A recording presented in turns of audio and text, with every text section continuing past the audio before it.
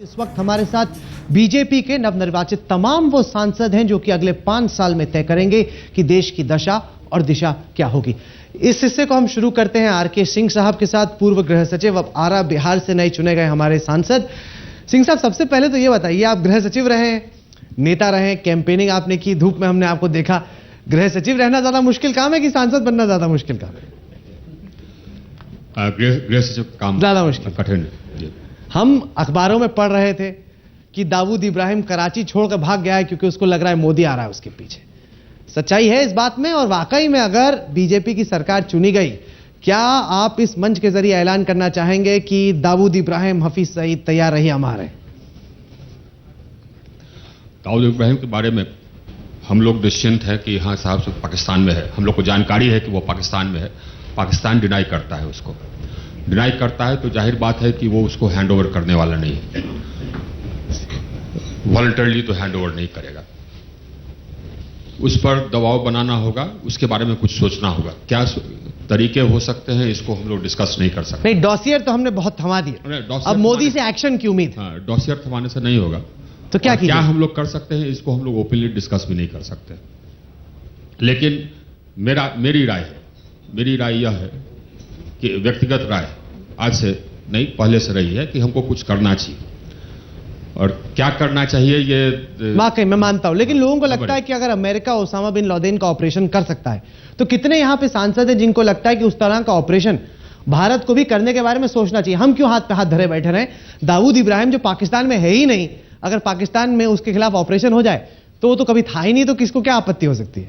आप मानते हैं? जगदम्बा पाल साहब मानते हैं, कटारिया साहब मानते हैं, और कितने आप मानते हैं? महातो साहब आप मानते हैं, मालविया साहब, मतलब आप बताइए हाथ ऊपर के कितने लोग मानते हैं? मतलब जितने भी भाजपा के यहाँ पे सांसद हैं उन सबको मानना है। मैं एक बार जानना चाहूंगा सर, एक बार माइक दीजिए आप प्लीज। आपको लगता है कि हफीज सईद, दाऊद इब्राहिम इस तरह के अगर लोग हैं तो उनके खिलाफ कार्रवाई होनी चाहिए? हाँ, कौन कहता? आप कहते हैं कार्रवाई होनी चाहिए? जब वो डिनाई कर रहे हैं जी, तो बिल्कुल ऑपरेशन करना चाहिए। और फिर वो कह भी नहीं पाएंगे कि साहब ये दाऊद थे। क्या कहेंगे? था ही नहीं दाऊद इब्राहिम तो क्या हो? और वहां खुलेआम सड़कों पे घूम रहे हैं, ये भी सही है, और इसके बावजूद डिनाई कर रहे हैं। तो और जावेद मियादाद यहाँ आ रहे थे, जिनके सगे समधी हैं, उनके बेटे से उनकी बेटी भी आई है, तो उसको भी रोक देते शायद पता लग जाए। नहीं, पर कुछ मैं वहां पे भी आना चाहता हूं। कुछ लेकिन लोग हैं जो कहेंगे कि इस तरह का ऑपरेशन बड़ा खतरनाक है क्योंकि पाकिस्तान न्यूक्लियर लेस देश। मुझे लगता है कि ये राय अगर हमको देनी है तो सरकार को देंगे। पब्लिकली कभी मुझे लगता है ऐसी जनमत संग्रह नहीं कराना चाहिए। बिल्कुल सही। मैं भी इसी मत का हूं। इसी विषय पे बोलना है, कुछ और भी बोलना आप बताइए जिस पे आप बोलना चाहते हैं। मैंने तो आपसे सवाल पूछा कि इंटरनल सिक्योरिटी पे या नेशनल सिक्योरिटी पे मोदी की सरकार जो पिछली सरकार थी उससे अलग कैसे होगी? ठीक है, मैं इसी बात पे आता हूं। अर्जुन राम मेघवाल साहब जी, मैं राजस्थान बीकानेर से आता हूं। हमारे चुनाव में महंगाई, भ्रष्टाचार ये विषय रहा होगा, लेकिन एक विषय देश के मतदाताओं में था कि भारत कमजोर नहीं है, लेकिन भारत कमजोर दिख क्यों रहा है? हाँ। पाकिस्तान हमारे सैनिकों के सिर काट ले जाता है, फिर भारत कमजोर दिख क्यों रहा है? चीन हमारी सीमा में घुस आता है, भारत इतना कमजोर नहीं है, लेकिन भारत दिख क्यों रहा है? श्रीलंका हमारे मछुआरों को मार देता है, फिर भी भारत सरकार कुछ रिएक्शन नहीं देती है, तो भारत कमजोर दिख क्यों रहा है? जो मान और सम्मान भारत का होना चाहिए वो क्यों नहीं है? क्यों नहीं? यह विषय भी भारतीय मतदाताओं में था। और जो मैं एक चीज कहना चाहता हूं इस चुनाव की बड़ी खास चीज, कि किसी भी, इससे पहले चुनाव हुए होंगे, किसी भी प्रधानमंत्री ने यह नहीं कहा कि आप पहले मतदान करिए और फिर जलपान करिए। ये नरेंद्र भाई मोदी थे जो चुनाव की सभा के अंत में अपील करते थे युवाओं को, महिलाओं को, मतदाताओं को कि आप मतदान करना मत भूलिए, ये बहुत महत्वपूर्ण है। मुझे लगता है कि ये जो वोट परसेंटेज बढ़ा है वो नरेंद्र भाई मोदी की अपील के कारण बढ़ा है, मैं ऐसा मानता हूं। मेघवाल जी, आपने बहुत महत्वपूर्ण बात एक कही कि इस बार मतदाताओं के जहन में सीमा पार की परिस्थितियों को लेकर भी जहन में कुछ चल रहा था। देखिए, हमारे साथ एक शख्स मौजूद हैं, किरण रिजिजू साहब, अरुणाचल प्रदेश से आते हैं। चीन एकदम सटा हुआ है और जिस हालात में भारत चीन को लेकर आज से नहीं, नेहरू के दौर से जिस नीति को अपनाते रहा है, चीन के सामने भारत बहुत कमजोर नजर आता है। दो सवाल के जवाब हर कोई आपसे जानना चाहेगा। क्या वाकई मतदाताओं के जहन में इस बार वोट डालते समय था कि नरेंद्र मोदी आ रहे हैं तो चीन को जवाब देंगे? और दूसरा सवाल, ये जवाब क्या वाकई दिया जा सकता है, आप चूंकि बॉर्डर पे रहते हो? देखिए, मैं ये मानता हूं कि हिंदुस्तान सिर्फ दिल्ली से शुरू नहीं होना चाहिए। हिंदुस्तान का शुरुआत हर वो सीमावर्ती इलाका से शुरू होना चाहिए, क्योंकि जब सीमा सुरक्षित है तो देश मजबूत होता है। 68 साल में हमारे जो सीमावर्ती इलाका है, खास करके जो चीन से लगे हुए हैं, और पूरी की पूरी पूर्वोत्तर मुख्य धारा में कभी नहीं जुड़ा है। हमको हमेशा अलग थलग एक कमजोर ये वर्ग है, वो ऐसे एक जगह से है जहां बहुत दूर है दिल्ली से और विकास करना मुश्किल है, इस तरह का एक एहसास दिलाया है। 6 रैलियां की हैं नरेंद्र मोदी जी ने, इसलिए इस बार जो भारतीय जनता पार्टी, मैं अरुणाचल प्रदेश से चुन के आया हूं, आसाम से 7 लोग आए हैं और हमारा कुछ साथी दल भी आए हैं। इतने बड़ी मात्रा में हम लोग चुन के आए हैं, हालांकि मैं तो पुराने सांसद रहा हूं, फिर भी इस बार बहुत हमारा नए साथी चुन के आए हैं। कारण यही है, विश्वास, कि लगता है कि पूर्वोत्तर अरुणाचल जैसे जगह, लगता है कि इस बार मोदी जी के नेतृत्व में हम भी विकास के मुख्य धारा में, देश के मुख्य धारा में हम भी जुड़ने वाले हैं, इस विश्वास। सर, आज हमने देखा सेंट्रल हॉल में एनडीए के एलाइज की जब बैठक हो रही थी, तब चीफ मिनिस्टर ने कहा कि अब नॉर्थ ईस्ट लाइबिलिटी नहीं होगा, एसेट हो जाएगा। तो कोई रोड मैप तैयार है कि लाइबिलिटी अगर माना जाए, हमें तो नहीं मानता कि लाइबिलिटी है, लेकिन अगर लाइबिलिटी की सोच है नॉर्थ ईस्ट के लोगों में, उसको एसेट में कैसे तब्दील किया जाए? बहुत ये सीधी सी बात है। जैसे कि मैं अरुणाचल प्रदेश आता हूं जी, हिंदुस्तान का 50% हमारा जो hydro potential natural resources, Hindustan का सबसे ज्यादा वन जंगल अरुणाचल में है। इतना अमीर प्रदेश है, लेकिन लोग गरीब है ना। इसको बदलने के लिए विश्वास चाहिए।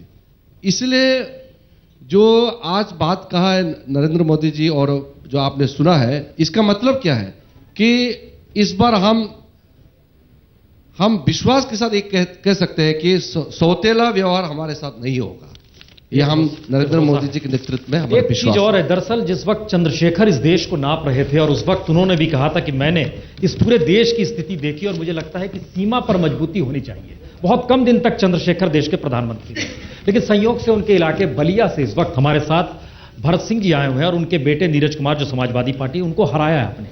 लेकिन आप जिस इलाके से आते हैं, एक लिहाज से वहां विकास है नहीं, वो पूरा इलाका जो पूर्वांचल का इलाका है, कैसे देखते हैं? क्योंकि एक तरफ पूर्वांचल का इलाका है, उसका भी विकास नहीं है, वहां के लोग भी अपने आप को, और जो मध्य भारत का हिस्सा है जिसमें से खुद आप आते हैं, वहां भी विकास नहीं है। कौन सी ऐसी संभावना आप लोग इस मौके पर देख रहे हैं कि एक ऐसी नीति आएगी, एक ऐसी पॉलिसी आएगी जो पूरे देश को वाकई एक धागे में पिरो देगी? ऐसा क्या होने वाला है? देखिए, आजादी के इतिहास में बलिया, सतारा और मेदिनीपुर 3 जिले स्वर्णाक्षरों में अंकित हैं। 3 जिलों का नाम। सबसे अधिक संघर्ष हमने किया।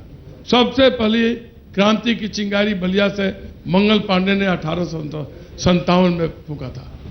उसके बाद 1942 में चित्तू पांडे की अगुवाई में बलिया सबसे पहले आजाद हुआ और विकास के दौर में बलिया सबसे पीछे हो गया।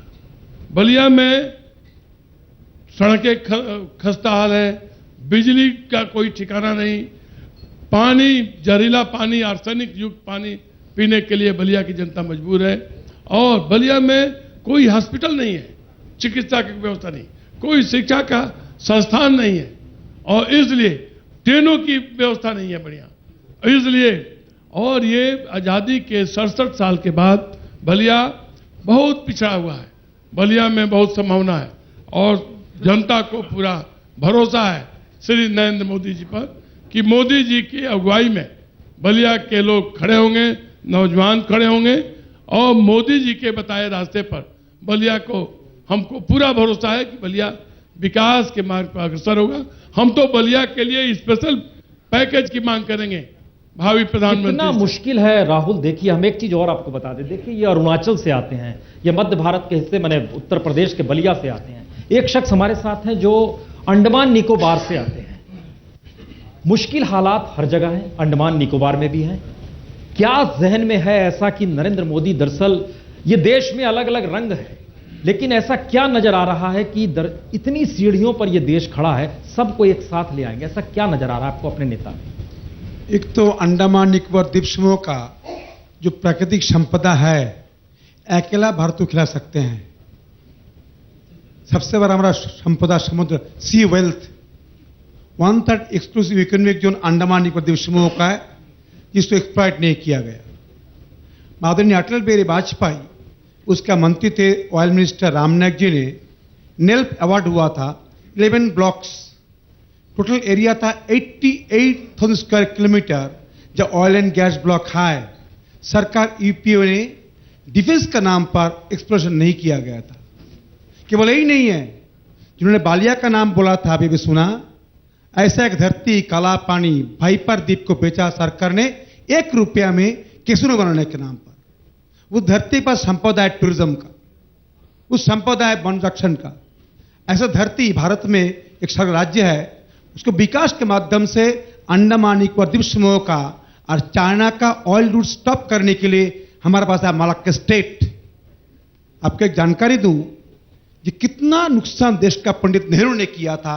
हमारा 2 द्वीप, कोको आइलैंड छोटा और बड़ा, पंडित नेहरू ने किसी इशारा पर गिफ्ट कर दिया कोको द्वीप बर्मा को, आज बर्मा दिया चाइना को, बन गया डिफेंस एस्टेब्लिशमेंट। वो धरती अंडमान निकोबार द्वीप समूह भारत का साथ देगा, आगे बढ़ेगा, विकास बनेगा और हमारा संपदा वहां से भारत का रोजगार में चुनाव में हमने देखा है कि देश की युवा पीढ़ी ने भर के नरेंद्र मोदी को वोट दिया है। आइए, इस महापंचायत में सबसे कम उम्र के सांसद भोला सिंह साहब आप ही हैं। सबसे कम उम्र, कितनी उम्र है आपकी? 36। 36 साल आपकी उम्र है। 36 साल से कम कोई है यहाँ पे सांसद? पहले एक जमाने में अनुराग ठाकुर हुआ करते थे, बड़े यंग, अब वो सीनियर एमपी की श्रेणी में आ गए। बता रहे मैं 3 बार जीत के आया। बाबूलाल आपकी उम्र क्या है? हाँ, बाबुल साहब आए हैं। अरे सुप्रिया साहब आ गए, स्वागत है, स्वागत है आपका, वेलकम। तो भोला सिंह साहब ये बताइए कि कम उम्र के लोगों ने जो वोट डाला है वो बहुत सारी उम्मीदों के साथ डाला है। उन्हें उम्मीद है कि नौकरी मिलेगी, उन्हें उम्मीद है कि ग्रोथ बढ़ेगी। आपको लगता है कि मोदी के पास कोई जादू की छड़ी है जो फौरन नौकरी भी दिला दे, ग्रोथ भी दिला दे, इंक्रीमेंट भी दिला दे? सब देख रहे हैं, इंक्रीमेंट का सीजन भी चल रहा है, इंतजार भी कर रहे हैं कि इंक्रीमेंट आएगा। मोदी के आते ही सब चेंज हो जाएगा क्या? देखिए, आप बिल्कुल ठीक कह रहे हैं कि खासकर नौजवानों ने बहुत भरोसा किया है और देश का नौजवान खड़ा हुआ है और देश के नौजवान ने वोट डाली भी है और डलवाई भी है। बात यह है कि गुजरात में आप देख रहे हैं कि मोदी जी ने नौजवानों के लिए रोजगार दिया, विकास दिया है। उसी रोजगार और विकास को देखकर देश के नौजवानों पे मोदी जी पे भरोसा किया है और उम्मीद की है कि देश के नौजवान मतलब बेरोजगारी खत्म होगी, वो रोजगार उनको मिलेगा और जो देश का विकास रुका हुआ है वो विकास आगे बढ़ेगा और जो अपना इतनी यूपीए की सरकार में इतना भ्रष्टाचार हुआ है वो भ्रष्टाचार खत्म होगा। मैं बहुत बहुत धन्यवाद देना चाहता हूं अपने क्षेत्र की जनता के लिए। 4,21,000 वोटों से उन्होंने मुझे बुलंदशहर से सब बड़े बड़े मार्जिन से जीत के आए। वैसे तो कमल कई जगहों पे खिलता था, लेकिन बंगाल में कम ही खिला करता था। वहां से आसनसोल से जीत के बाबुल सुप्रिया आए हैं और बाबुल सुप्रिया से जब हमारी इलेक्शन एक्सप्रेस में मुलाकात हुई तो उन्होंने कहा कि उनकी हर सभा की शुरुआत तो किसी गाने से करते हैं। उन्होंने कहा कि जनता आती है वो कोई ना कोई गाने की उम्मीद करती है। तो यहाँ पे भी सब एक दिन देखिए मुंह हिला रहे हैं, सब उम्मीद कर रहे हैं कि बाबुल सुप्रिया आप बोलेंगे, बाद में पहले कुछ गा के सुना दीजिए। स्वागत है आपका आज तक की महापंचायत। स्वागत जो है वो मतलब राहुल साहब आप गाने से ही शुरू करने के लिए बोल रहे हैं, मतलब वहीं का वहीं घूम फिर के वही हो जाता है। उसके बाद कहीं पे अच्छे डेजर्ट्स मिलते हैं वहां पे भी बोलने नहीं दिया जाता है, बोलते गाने गाओ।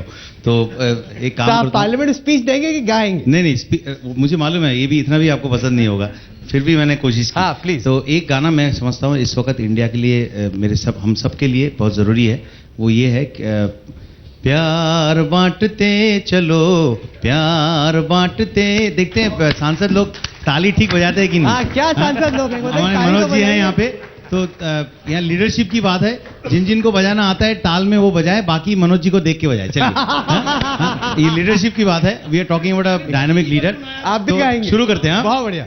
जो खुद बजा सकते हैं वो बजाए, बाकी फॉलो करें। हाँ, प्यार बांटते चलो, प्यार बांटते चलो, हे प्यार बांटते चलो, प्यार बांटते चलो, क्या हिंदू क्या मुसलमान, हम सब हैं भाई भाई। प्यार बांटते चलो, प्यार बांटते चलो, हे प्यार बांटते चलो, प्यार बांटते चलो।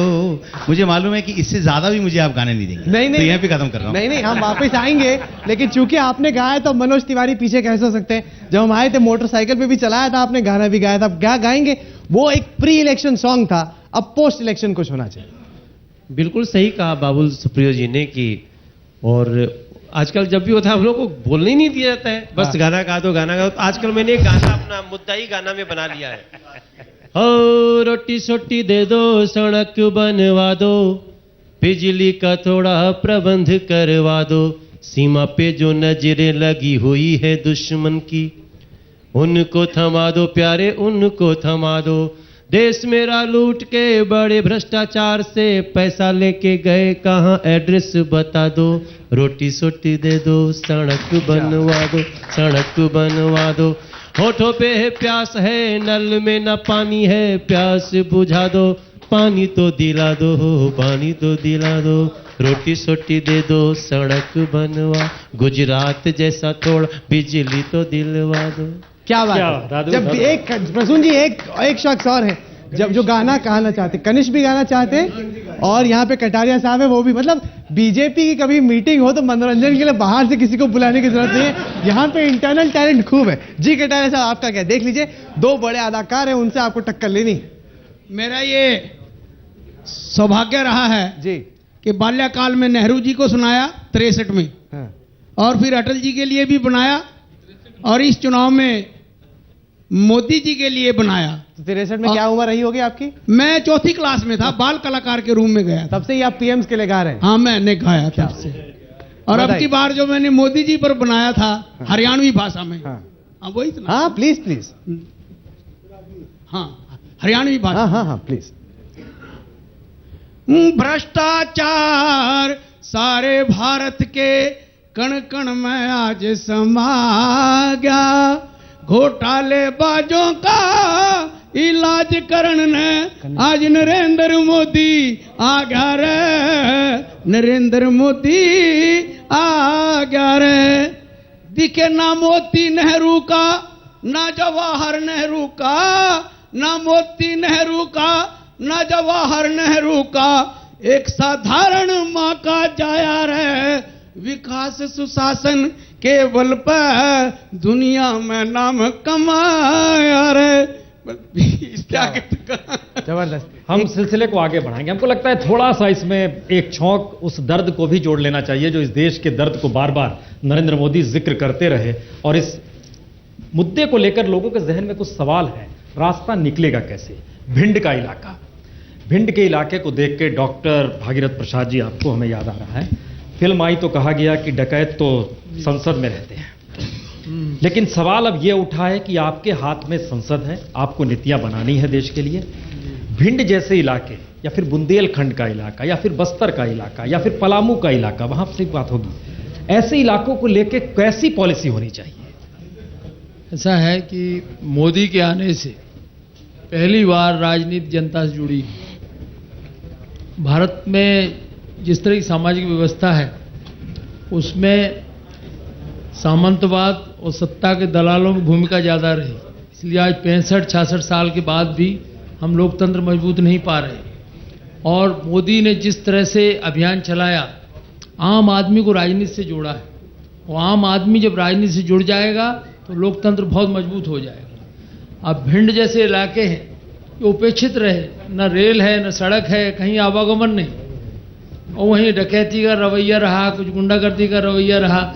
आज भिंड बदल रहा है, आज सड़कें खुल रही हैं, रेल लाइन खुल रही है, ऐसे क्षेत्रों का विकास हो। और मोदी के नेतृत्व में हमें पूरी उम्मीद है कि आम आदमी से राजनीति जुड़ जाएगी तो सत्ता के दलाल गायब हो जाएंगे, सामंतशाही जातवाद खत्म हो जाएगा, कोई ऊंच नीच नहीं होगा, क्योंकि लोकतंत्र की मांग है कि सभी लोग बराबर हों, सत्ता में हिस्सेदार हों। तो ये मोदी का जो अभियान चला, विकास और इंफ्रास्ट्रक्चर, दो बात पे आप जोर दे रहे हैं। मोदी का जो अभियान चला है उससे भारत में लोकतंत्र मजबूत हुआ है। लोकतंत्र की दिशा में ठोस कदम हुआ है। अब आवश्यकता इस बात की है, जो उम्मीद मोदी ने जगाई है उसको हमें पूरा करना है। अगले 5 साल में यदि इस तरह का अभियान चला, मोदी जो दिल से बोलते हैं, तो दिल से हमने काम किया, तो निश्चित रूप से भारत का लोकतंत्र मजबूत होगा, भारत सुपर पावर बनेगा। क्योंकि जनता जुड़ जाएगी देश की विकास में, तो भारत सुपर पावर होगा। और ये हमें पूरी उम्मीद है मोदी के नेतृत्व में ऐसा ही होगा। सेंट्रल और हॉल भिंड के जैसे भाषण में क्षेत्रों आज का नरेंद्र मोदी ने जिक्र डकैती किया और दूसरी परंपराओं 2019 में मैं रिपोर्ट कार्ड भी दूंगा जी। इसका मतलब बहुत साफ है कि इन 5 बरस का इम्तिहान बड़ा जबरदस्त होने वाला है। इस इम्तिहान में वो कौन सी पॉलिसी है जो सबसे ज्यादा यहां बैठे सांसदों को प्रभावित कर रही है, या वो चाहते हैं वो पॉलिसी उनके इलाके में इंप्लीमेंट होनी चाहिए। महापंचायत में एक सवाल शायद आज महापंचायत में उठा रहे हैं, संसद में भी कल उठेगा, क्योंकि 18 से 28 बरस नरेंद्र मोदी बार बार जिक्र करते रहे, हर भाषण में जिक्र करते रहे।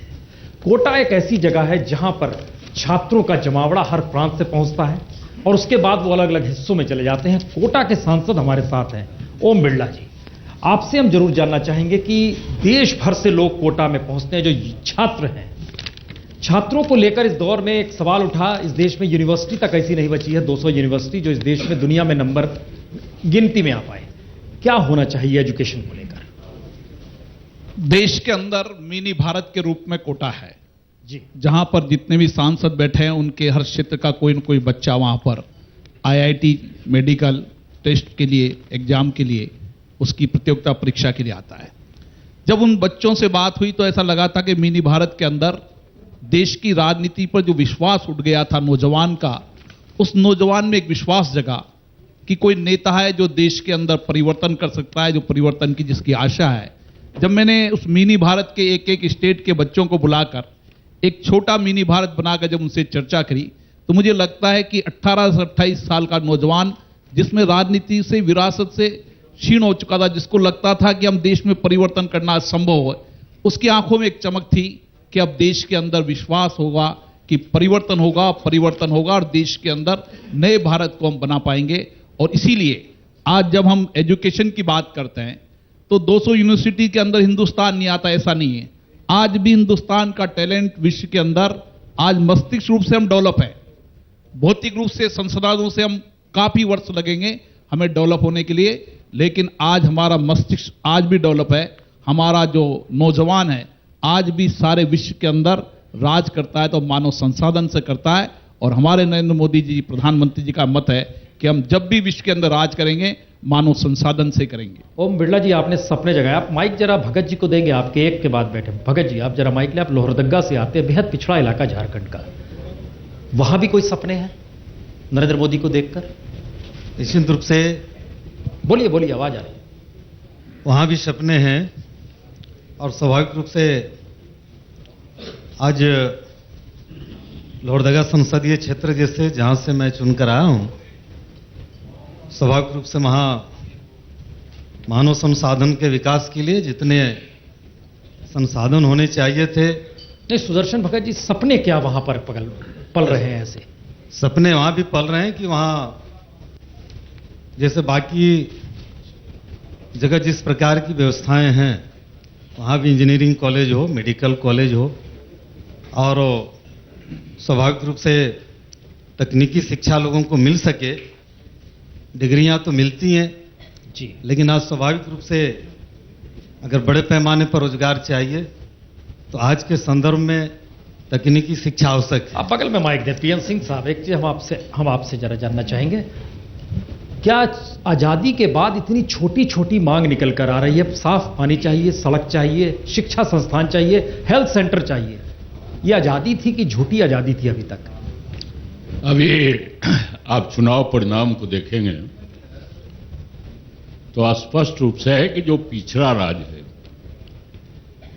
खासकर उत्तर प्रदेश, बिहार, झारखंड, 3 राज्य 116-17 एमपी नरेंद्र मोदी जी को सौंपा है।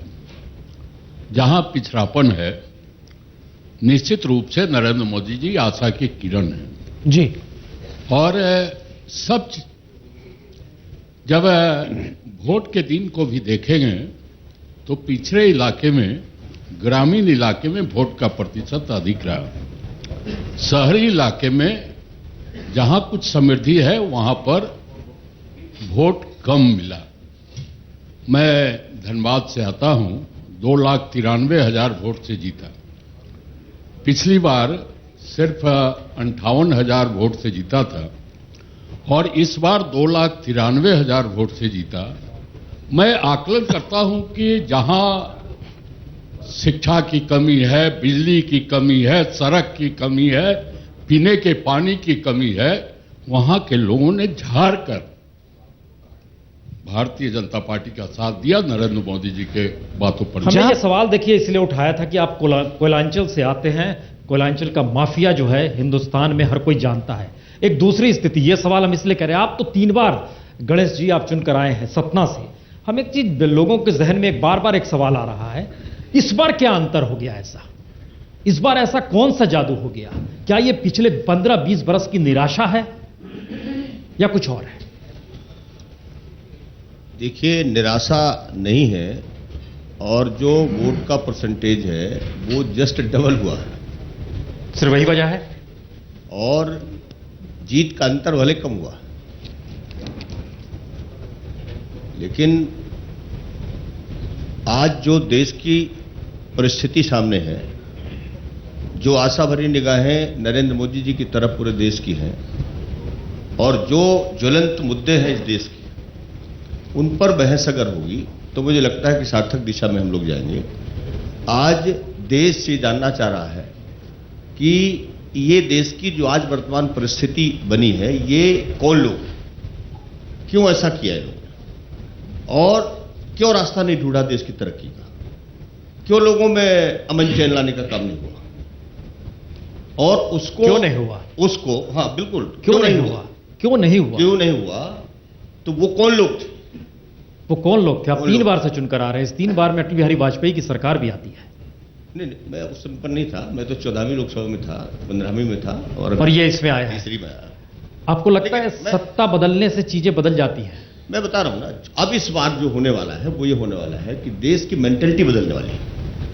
डेवलपमेंट होंगे, सारी समस्याओं का हल भी निकलेगा, लेकिन जो आज तक नहीं हो पाया इस देश में, वो अब होने वाला है कि देश की सोच बदलेगी। इस देश में सबसे पहले सोच बदलने की जरूरत है, जहां ग्रामीण इलाकों, और ये काम सिर्फ नरेंद्र मोदी जी ही कर सकते हैं। और उन्होंने जो एक विश्वास पैदा किया है देश के सामने, निश्चित तौर पर वो एक सोच बदलने का विश्वास है। जिस तरह से उनकी जो बोलने की स्थिति है, जैसे आज वो सेंटर हॉल में बोल रहे थे, तो वो क्या बता रहे थे कि इस देश को गरीब के घर में जन्म लेने वाला आदमी ही समझ सकता है, चला सकता है, और उसका समाधान का रास्ता भी खोज सकता है। जहां देश के ग्रामीण इलाकों की अपनी समस्या है, शहरों की भी अपनी हसरतें हैं। गौतम बुद्ध नगर नोएडा से डॉक्टर महेश शर्मा हैं हमारे साथ, सांसद। ये बताइए कि वहां पे सड़कें नहीं हैं, पीने का पानी बहुत खारा है, लेकिन आप कहेंगे कि ये तो राज्य सरकार को करना है। तो मोदी तो चेंज हो गए हैं, राज्य सरकार तो वही है। इस परिस्थिति में आप कैसे बदलेंगे देश की सूरत? देखिए, अगर नेतृत्व शक्तिशाली हो, उसके पीछे जनता का साथ हो, ईमानदार सोच हो, विकास की भावना हो, तो मैं समझता हूं पूरे देश के अंदर, अखिलेश है, एसपी की गवर्नमेंट है, एसपी की गवर्नमेंट है, भी रहे, पूरे देश में किसी एक पार्टी की सरकार, पक्ष और विपक्ष दोनों होते हैं। क्षेत्र भी विकास करता है, प्रदेश भी विकास करता है, देश भी विकास करता है, बशर्त कि आपकी सोच ईमानदार हो, जाति व्यवस्था धर्म में बांटने वाली ना हो, भ्रष्टाचार से रहित होकर ऊपर होकर सोच करें आप। आज जो पार्टी के सेंट्रल हॉल से जो संदेश गया है इस देश में, कार्यकर्ताओं में, हम मेंबर पार्लियामेंट और एमएलएज में, कि हम सब कुछ विषमतम परिस्थितियों के अंदर देश की जनता ने जो सपने बनाए हैं, हम पर विश्वास जताया है, उस विश्वास पर हम खड़े होने के लिए भारतेंद्र सिंह साहब पूरे कहने 5 की बात वर्ष तो का एकदम सही है, पूरे 5 वर्ष का समय हम लेंगे। लेकिन सड़क, बिजली, पानी, ज्यादातर चीजें तो राज्य सरकार को करनी है। 5 साल के बाद बीजेपी ऐसे तो नहीं होगा कि बहाने मारे कि हमने तो बड़ी कोशिश की लेकिन हम कर नहीं पाए क्योंकि अखिलेश ने मौका नहीं दिया, ममता बनर्जी ने मौका नहीं दिया, करने नहीं दिया। हमारी एकदम जो नीयत थी वो तो साफ थी।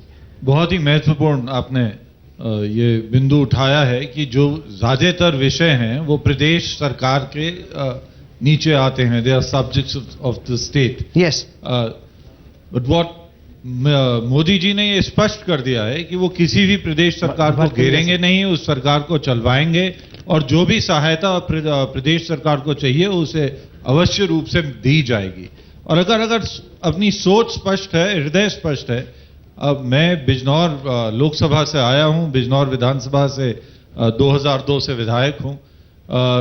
हमारे यहाँ बंगाली रहते हैं, 50 साल से आए हुए बंगाली हमारे यहाँ रहते हैं। लगभग 60,000 बंगाली मेरे लोकसभा क्षेत्र में है। उनकी जाति का नाम नमो शूद्र है, मगर उन्हें आज तक हम आरक्षण नहीं दिलवा पाए। आज भी वो उसी गरीबी में रह रहे। बागपत में 1,500 आदमी पड़ा है जो कि पाकिस्तान से भाग के आया हुआ है, क्योंकि उनके साथ वहां पे दुर्व्यवहार हो रहा है।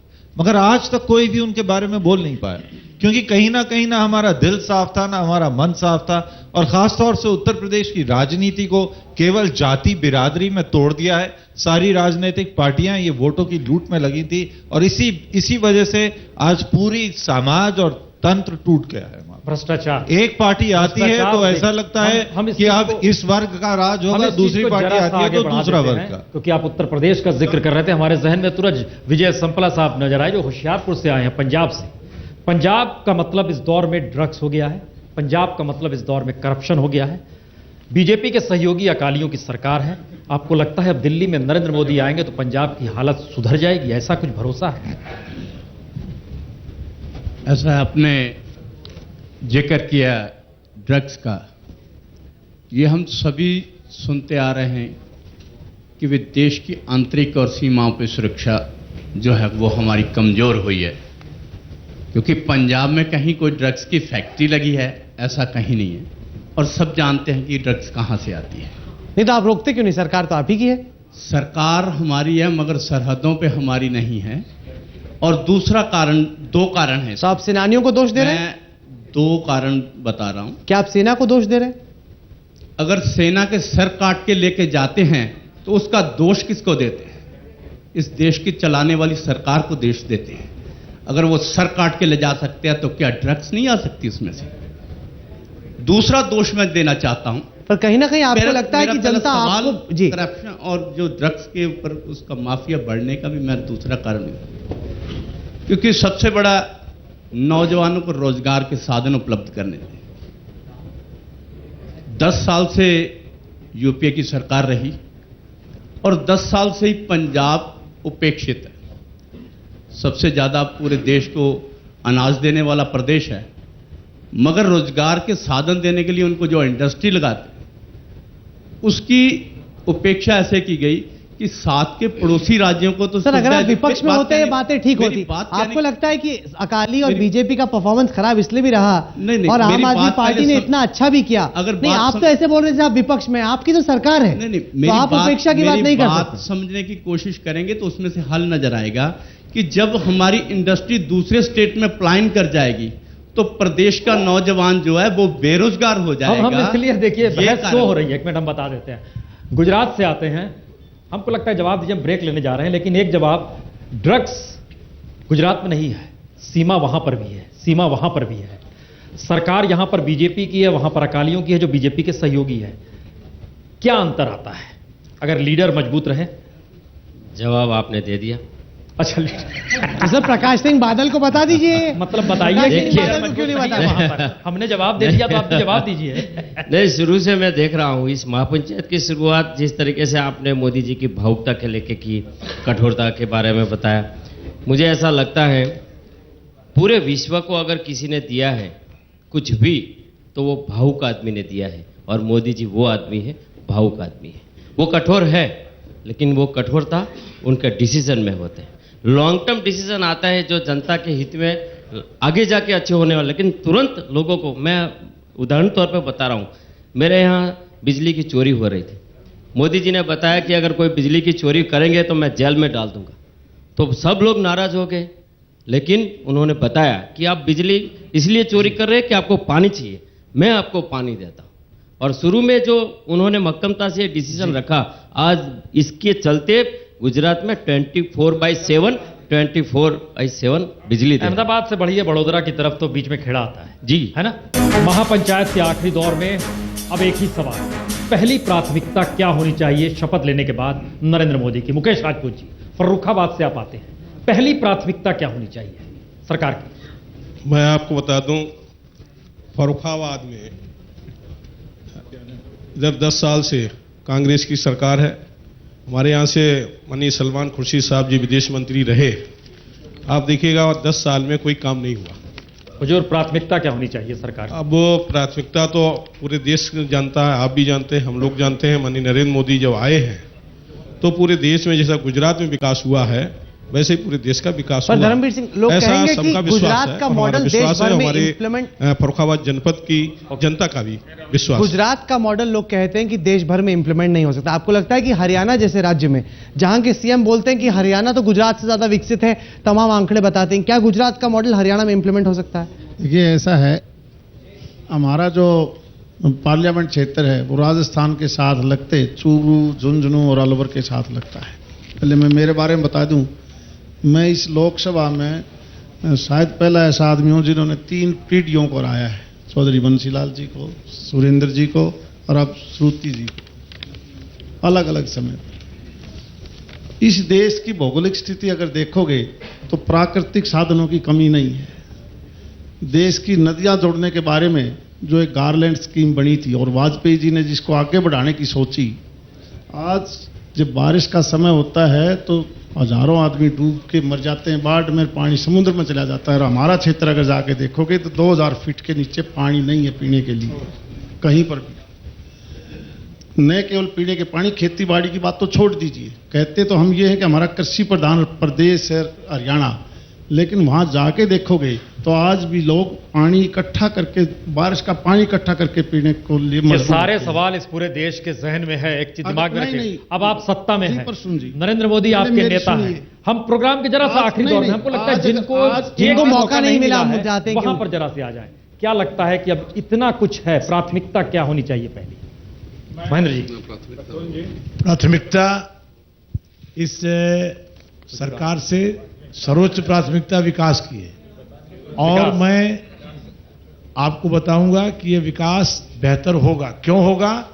क्योंकि मोदी जी में लगन है, नीयत है, श्रद्धा है, और आज उन्होंने स्पष्ट कर दिया है हम लोग विकास करेंगे। क्यों करेंगे?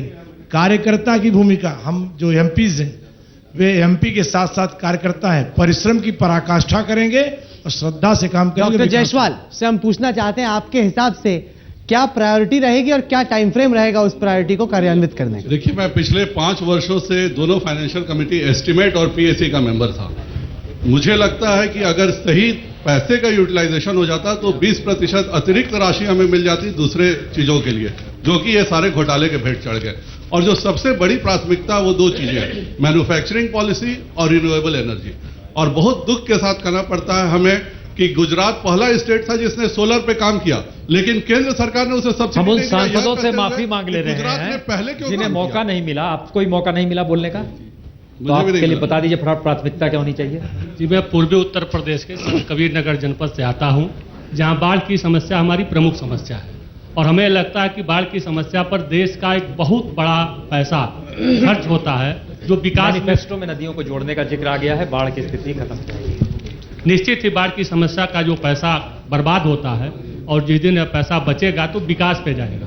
तो प्रमुख समस्या हमारे पूर्वी उत्तर प्रदेश की, हमारे जनपद की बाढ़ है, जो 3 नदियों से घिरा हुआ हमारा संसदीय क्षेत्र है संत कबीर नगर। तो हम लोग सबसे अधिक बाढ़ की समस्या से ग्रसित रहते हैं। अच्छा, हम सोच रहे थे कि हम प्रोग्राम खत्म कर दें, लेकिन हमको लगता है कि पार्लियामेंट में चाहे बोलने को ना जगह मिलती हो, यहां सबको मिलनी चाहिए।